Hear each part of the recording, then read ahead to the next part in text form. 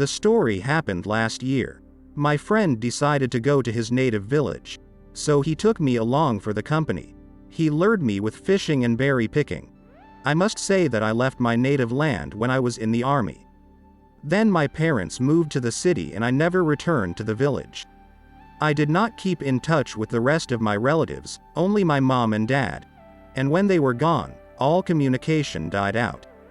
But now in his 5th decade he wanted to visit those places and establish communication.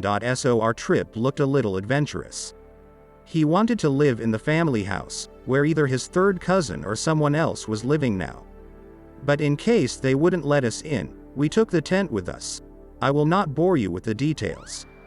Bottom line, we did not meet our brother there. And in the house lived an elderly couple, his parents. It turns out the man was my uncle's uncle. It all came out after long conversations and inquiries. They were glad to see him like a found child. They made a table and invited people.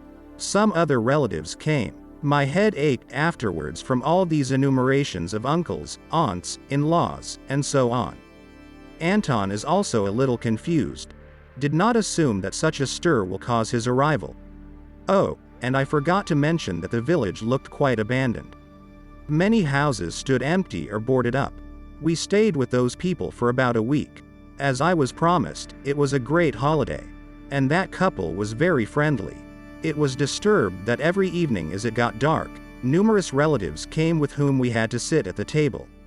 But we endured, though my friend told me that he didn't remember almost any of them. It all ended one day when a tall, frowning man appeared on the porch.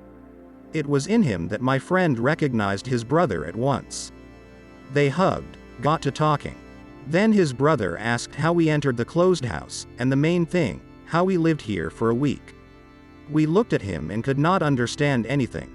My friend begins to tell us about his parents, about evening gatherings with his family. And his brother's face gets all white with his words. He goes into the house, takes an old photo album out of the closet, opens it and starts leafing through it. And we happily point at the people and call them by name. Most of them were at the table with us yesterday. And then the creepiest thing. It turns out that all these people have long since passed away, and my friend's brother only came here occasionally to check on the castles. They moved to the city a long time ago, too. He didn't believe our story. Thought we broke into the house ourselves, cleaned it up, dusted it off, and lived. We didn't know what to think ourselves. So we lived with dead people for a week, but somehow we didn't even realize it. My friend has a theory about it, that it could be because the house is a family house. That's why he kept everyone warm by letting us hang out with him. Of course, it's creepy to understand, but in fact they didn't do us any harm. However, after such stories, already there was no desire to stay in that house. And the vacation was coming to an end. Subscribe to the channel. There will be many more interesting things.